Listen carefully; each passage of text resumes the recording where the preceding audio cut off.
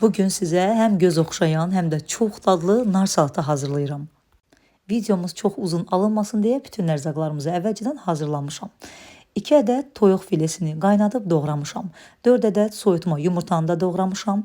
1 banka, yəni 340 qram qarğıdalı konservi, 5 ədəd qaynanılmış, soyudulmuş və qabığı soyulmuş, xırda-xırda kub-kub doğranılmış kök, 3 orta boy şirin nar, bir dəstə şüyüd və 4-5 sapda göy soğanı doğrayıb əlavə edirəm. Üzərinə də 70-80 qram qoz ləpəsi əlavə edib, duzun və qara istiotun əlavə edirəm.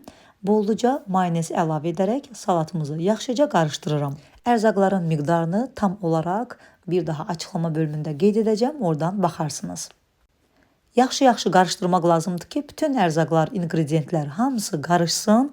Mayonezi hissə-hissə lazım olduqca əlavə edirəm. Ümumilikdə 350-400 qrama qədər mayonez istifadə etdim. Hazır olan salatı istədiyiniz kimi zövqünüzə uyğun olaraq dekor edib süfrəyə verə bilərsiniz. Salatın üzərini də həm nar gilələri, həm də qarğıdalı konservi ilə bəzədim.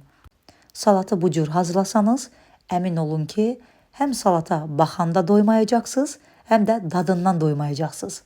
Salat hazır olduqdan sonra bu cür dekor edib soyuducuda yarım saat gözlədə bilərsiniz. Artıq yarım saatdan sonra süfrəyə verərək nuş edə bilərsiniz. Həm doyumlu, həm bərəkətli, həm də çox ləzzətli alınır.